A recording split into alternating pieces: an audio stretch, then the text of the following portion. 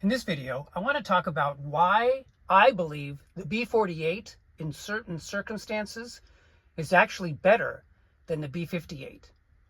Now, first of all, let me start off by saying that I'm sitting in our 2020 X3 with the B48. It's actually a B46D, the updated version. It's been a great car for us, but there are some specific reasons why we chose this B46 power plant over the B58.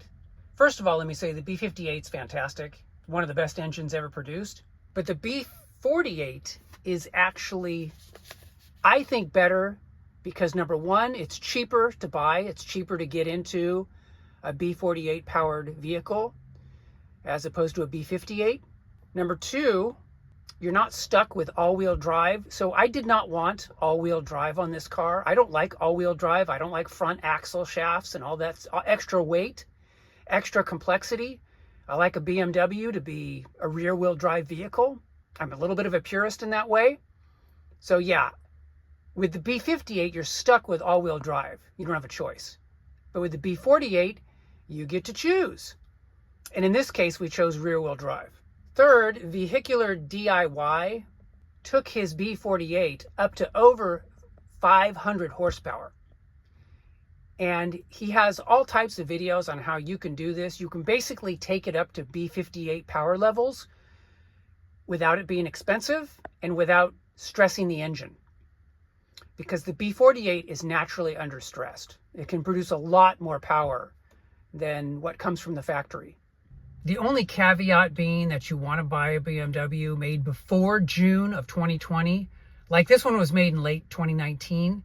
Because otherwise, if it's after that date of June 2020, you're going to have the ECU be locked and you have to get it unlocked. And you really don't want to deal with that if you don't have to. So I would recommend buying a pre-June 2020 BMW, B48 or B58. And lastly, there's simply more room in the engine bay. So I watched a video by FCP Euro on how to change out the water pump in a B58 engine. And oh my gosh, all the things he had to take apart to get to that area so he could change the water pump. It's just ridiculous. So what I'd like to suggest is that it's going to be a lot easier on the 4-cylinder B46 that we have than on that B58 engine.